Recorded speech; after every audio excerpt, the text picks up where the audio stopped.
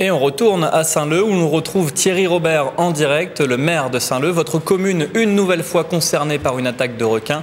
Votre réaction 3 heures après cet accident?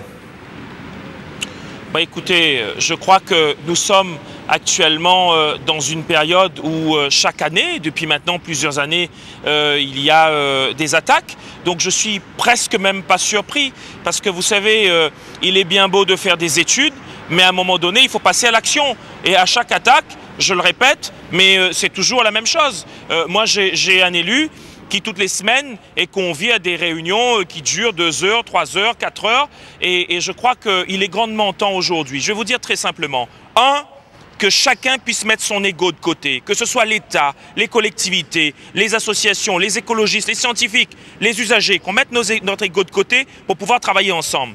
2, qu'on arrête de politiser cette lutte contre ce problème, cette crise requin. Parce que, mine de rien, c'est un problème qui aujourd'hui est politisé, en tout cas depuis quelques années. Et 3, aussi un élément extrêmement important, il faut que l'administration écoute et surtout entende les usagers, l'ensemble des usagers. Parce que si on continue à vouloir imposer, à ne pas écouter l'autre, à se dire j'ai raison et les autres ont tort, je pense qu'on ne pourra pas s'en sortir. Mais depuis le mois de mars dernier... Thierry Robert, vous teniez déjà ce discours lors des précédentes attaques. Ça veut dire que vous-même, en tant que député maire d'une commune, vous n'avez pas assez de pouvoir pour faire changer les choses ? Oui, effectivement, je n'ai pas assez de pouvoir parce que, vous savez, tout se décide, tout est décidé par quelques technocrates qui, à un moment donné, arrivent et imposent. Et on n'est pas du tout écouté. Et je le dis, alors certains diront, mais vous faites pitié, alors, député n'est pas écouté. Eh bien, c'est ce qui se passe. Vous savez, depuis fort longtemps, j'ai préconisé, non pas une éradication du requin, mais un prélèvement de requins. Vous savez combien de requins a été prélevé depuis plusieurs mois et années? Sur 90 requins, il reste encore 72 requins à pêcher. Entre autres, il faut tout simplement dire qu'on n'a encore rien pêché. Et on ne peut pas vendre la viande parce qu'on parle de la ciguatera, mais depuis combien de temps et jusqu'à quand nous allons attendre les études? Je crois qu'il faut passer véritablement à l'action. Je vous dis, depuis le mois de mars, il y a une volonté d'aller dans cette direction. J'espère que les choses vont s'accélérer, mais par contre, je le dis, il ne faut pas que l'État, aujourd'hui, décide de faire porter, la responsabilité, et 2, le côté financier de la chose, les dépenses, aux collectivités que nous sommes. Parce que je vous rappelle quand même un élément important. Monsieur Robert, vous avez des responsabilités, vous dirigez la police municipale de votre commune, c'est donc vous qui devez donner l'ordre aux policiers d'aller verbaliser ces surfeurs qui se mettent à l'eau pour faire respecter l'arrêté préfectoral.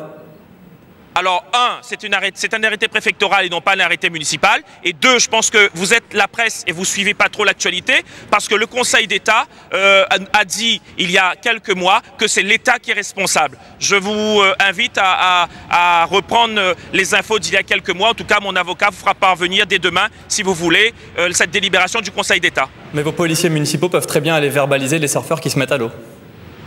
Mes policiers municipaux n'iront pas le faire parce que ce n'est pas de notre devoir de le faire, parce qu'en ce moment, on interdit tout à La Réunion. Les services de l'État, les technocrates sortent systématiquement le parapluie pour tout. Même chemin volcan, les Réunionnais n'ont plus le droit d'aller pique-niquer. Donc selon vous, les surfeurs doivent continuer à aller dans l'eau, même là, ce week-end par exemple?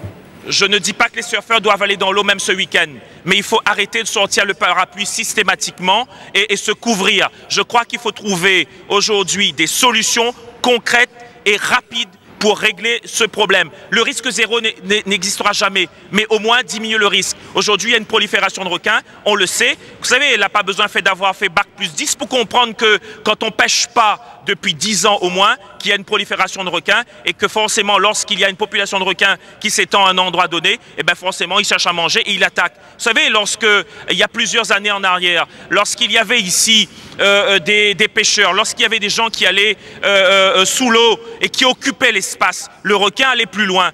Depuis quelques années, on n'occupe plus l'espace.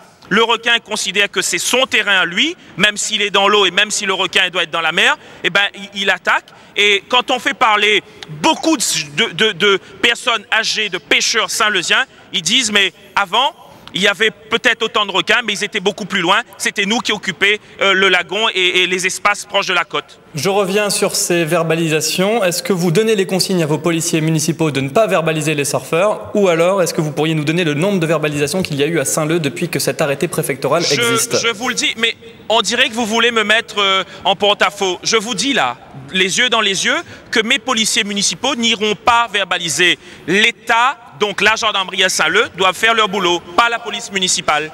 Merci Thierry Robert d'avoir été en direct avec nous ce soir.